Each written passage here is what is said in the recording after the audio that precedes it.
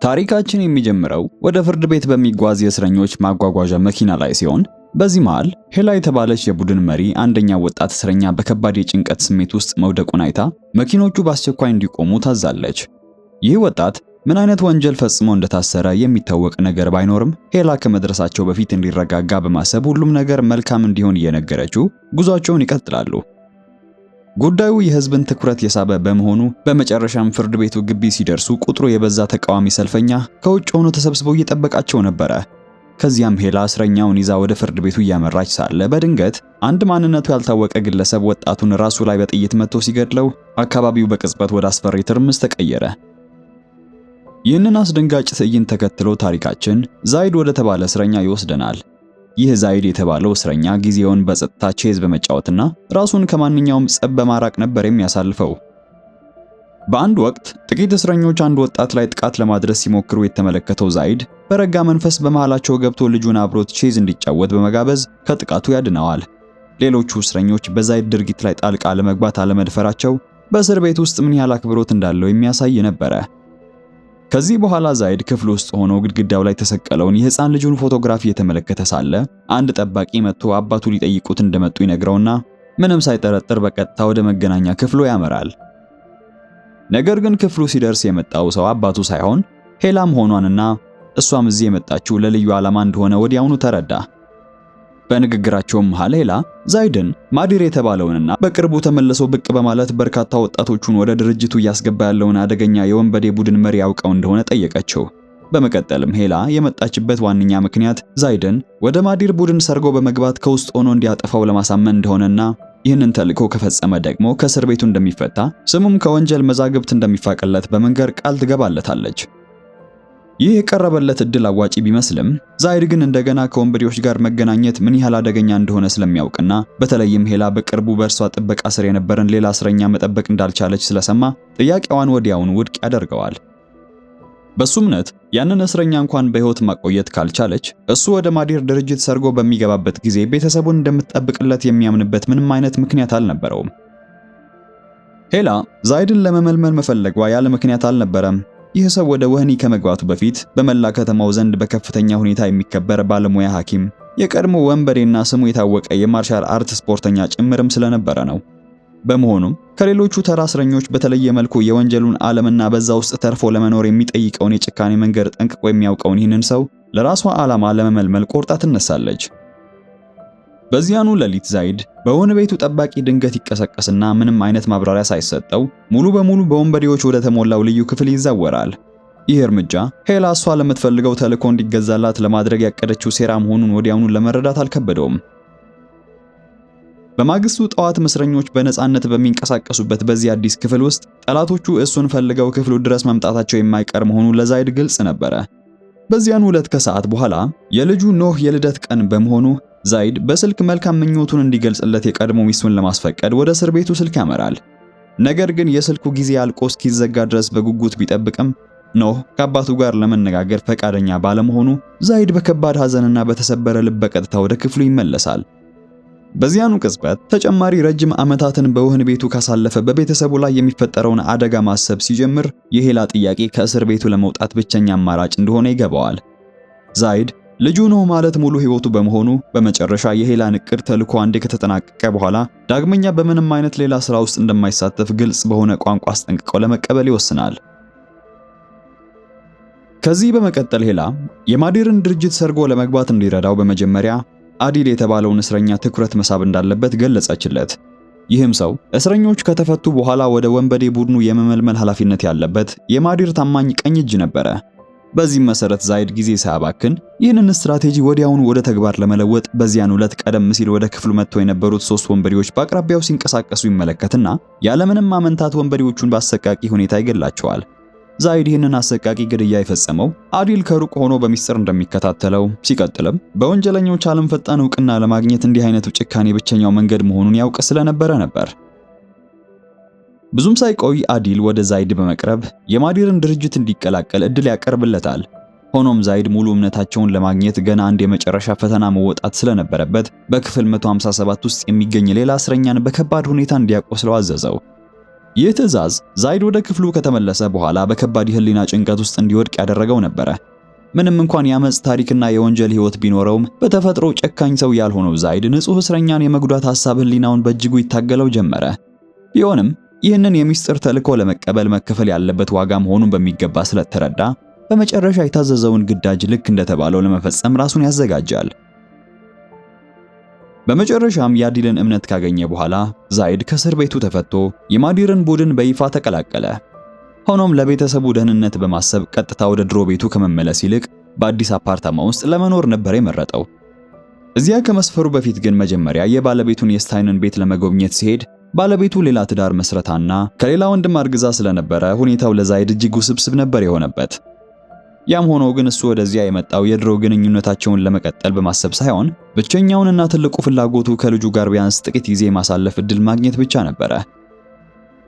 በዚያን ዕለት ምሽት ጂሚ የተባለ የአዲል የቅርብ ሰው ዛይድን ለመውሰድ ይመጣል።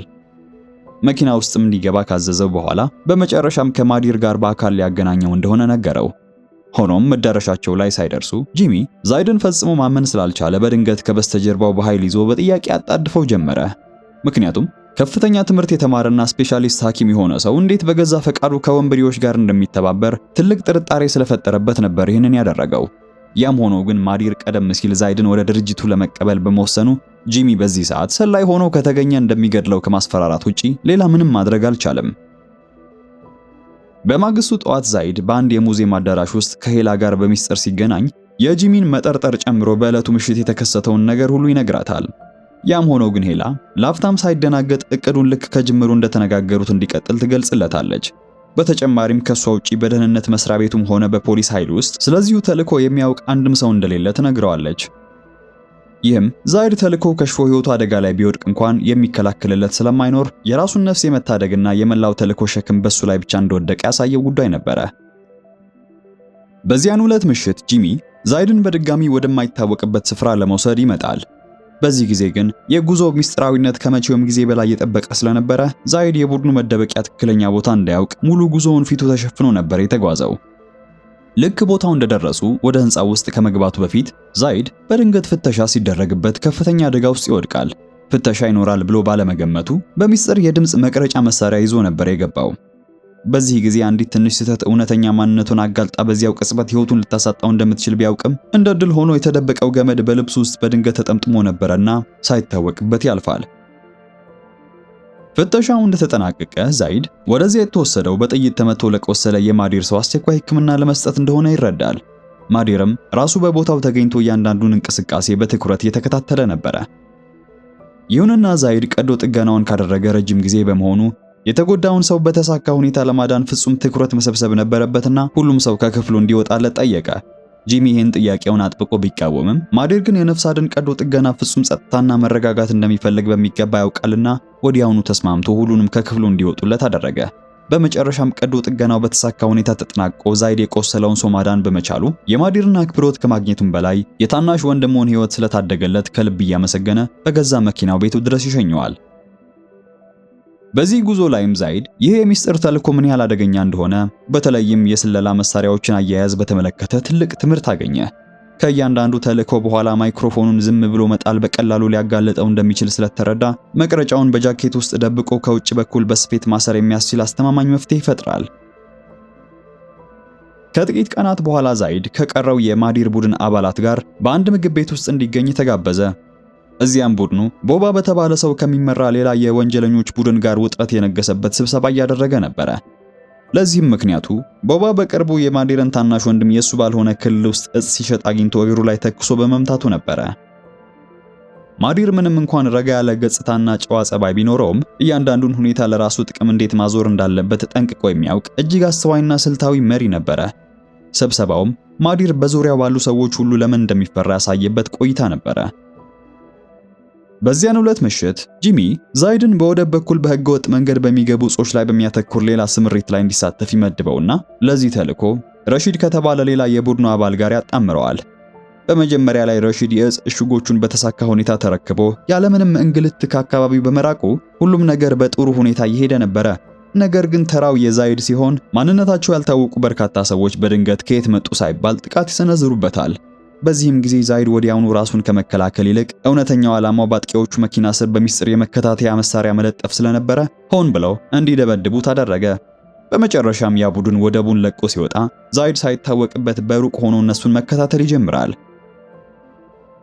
ከጥቂት ጊዜ በኋላ ጥቃት የሰነዘሩበት ሰዎች የቦባ የወንጀለኞች ቡድን አባላት መሆናቸውን ይደርስበትና ምንም አይነት ፍርሃት ሳያሳይ የተዘረፉት እጾች እንዲመለሱለት ለመጠየቅ በቀጥታ ወደ መደበቂያቸው በድፍረት ይገባል። በዚህ ጊዜ ቦባ የዛይድን እውነተኛ ማንነት ስላልተረዳ በቁም ነገር ከመመልከት ይልቅ የማዲር ተራ ረዳትና መልእክተኛ ብቻ አድርጎ ቆጥሮ ያፌዝበት ጀመረ።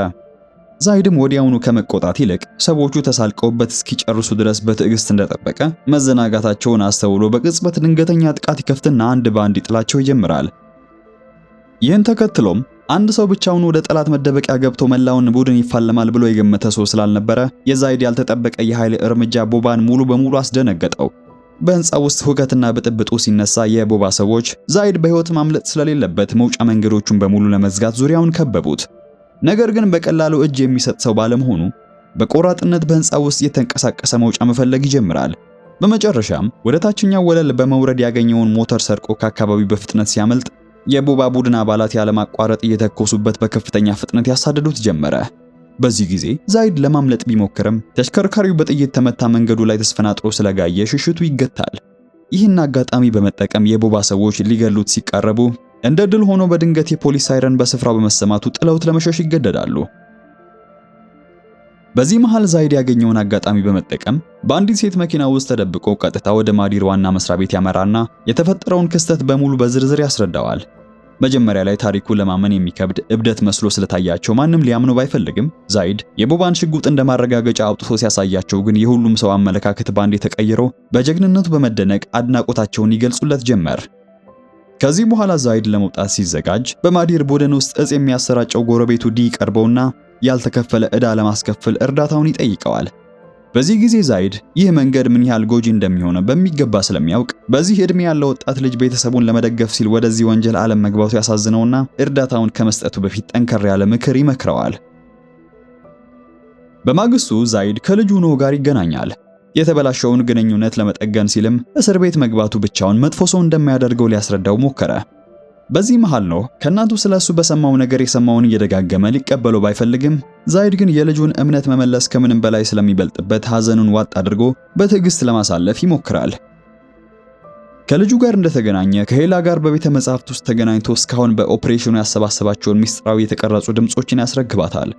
ከመለያየታቸው በፊትም ሄላ ከደህንነት መረጃዎች እንደሰማቸው የቦባ ቡድን በመሸሸጊያ ቦታ ለተፈጠረው ነገር በቀል ለመውሰድ እሱን በከባድ እየፈለገው ስለሆነ ከእንግዲህ በጥንቃቄ እንዲንቀሳቀስ ታስጠነቅቀዋለች።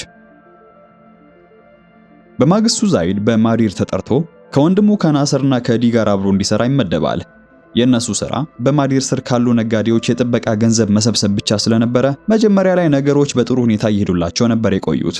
ሆኖም ወደ መኪናቸው ሲመለሱ ባልታወቀ ታጣቂ ድንገት ተኩስ ይከፈትባቸዋል። በዚህ አደገኛ ጥቃትም ናስር ወዲያውኑ ሕይወቱ ሲያልፍ ዛይድና ዲ ከተከፈተባቸው ተኩስ ሕይወታቸውን ለማዳን ይሯሯጡ ጀመረ። በዚሁ ጊዜ በቦታው አቅራቢያ የነበረችው ሄላ ወዲያውኑ በአካባቢው ለሚገኙ የፖሊስ ፓትሮሎች ደውላ ወዲያውኑ ወደ ስፍራው እንዲያመሩ አዘዘች። ብዙም ሳይቆይ የፖሊስ ሳይረን ድምጽ በአካባቢው መሰማት ሲጀምር ጥቃት አድራሾቹ ስለደነገጡ ዛይድና ዲ አጋጣሚውን ተጠቅመው ያመልጣሉ። በዚህ መሃል ሁለቱ አቅራቢያቸው ወደሚገኝ ሱቅ ገብተው ለመሸሸግ ቢሞክሩም ታጣቂዎቹ አሁንም ፍለጋቸውን ባለማቋረጣቸው ዛይድ የወጣቱ እዚህ መቆየት ሕይወቱን አደጋ ላይ እንደሚጥለው ተረድቶ ታጣቂዎቹን ብቻውን እየመከተ እሱን በጓሮ እንዲያመልጥ ይነግረዋል።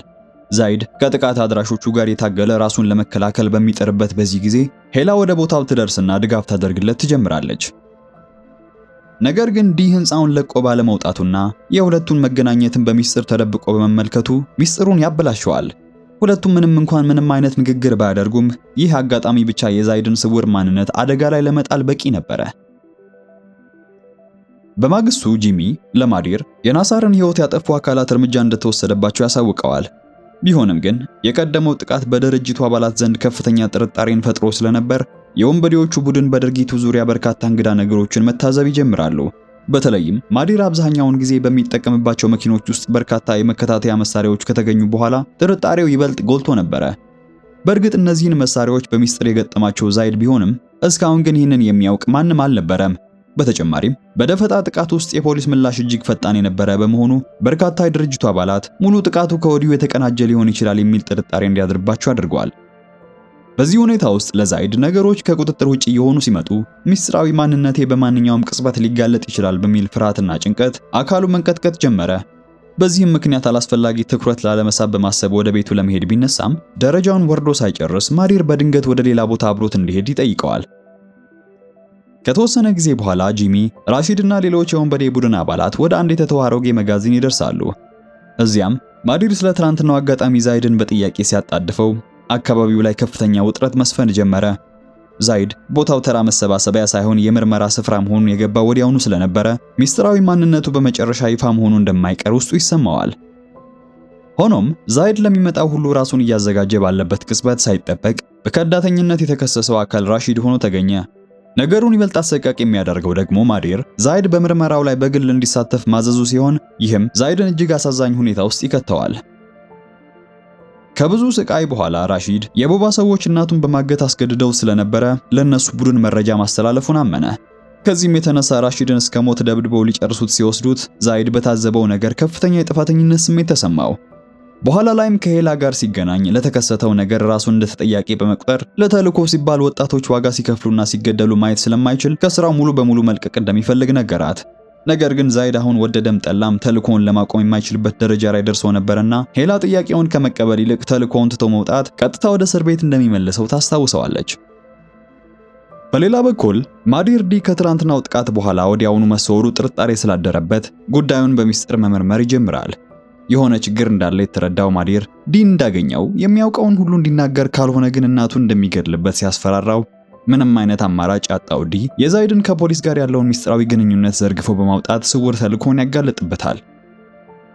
በማግስቱ ዛይድ ከልጁ ከኖህ ጋር አብሮ እየተረጋጋ ጊዜን እያሳለፈ ላለፉት ጊዜያት ያጣውን አባታዊ ግንኙነት ለማደስ በሚያደርገው ጥረት ምክንያት በመካከላቸው ያለው የመቀራረብ ስሜት እያበበ ይመጣል።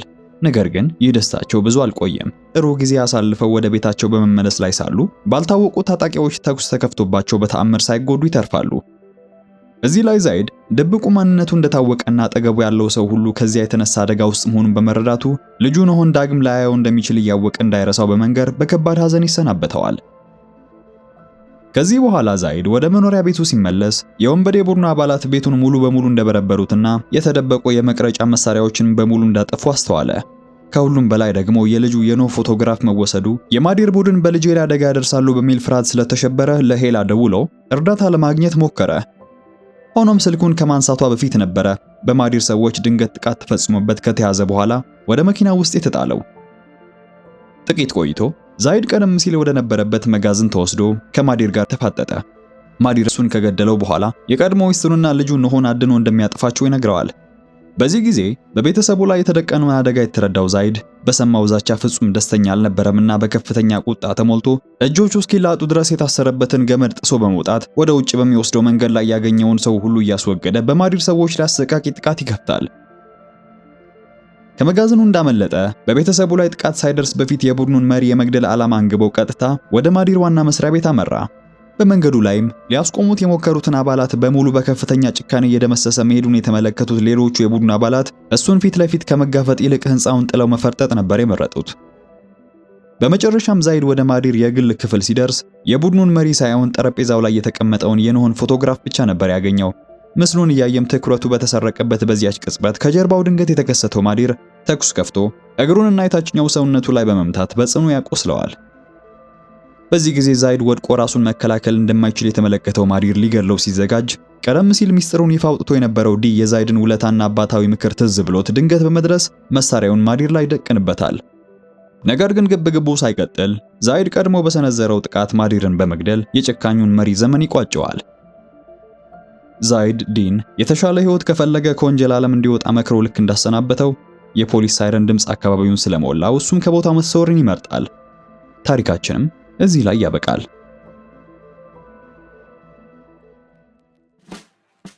በዚህ ቪዲዮ ያቀረብኩላችሁ ዳርክላንድ ቁጥር 2 የተሰኘውን ፊልም ባጭሩ ነበረ። ቆይታችሁን ከወደዳችሁት ቪዲዮውን ላይክ፣ የሲኒማ ቤት የዩቲዩብ ቻናልንም ሰብስክራይብ በማድረግ ቤተሰብ መሆን አትርሱ።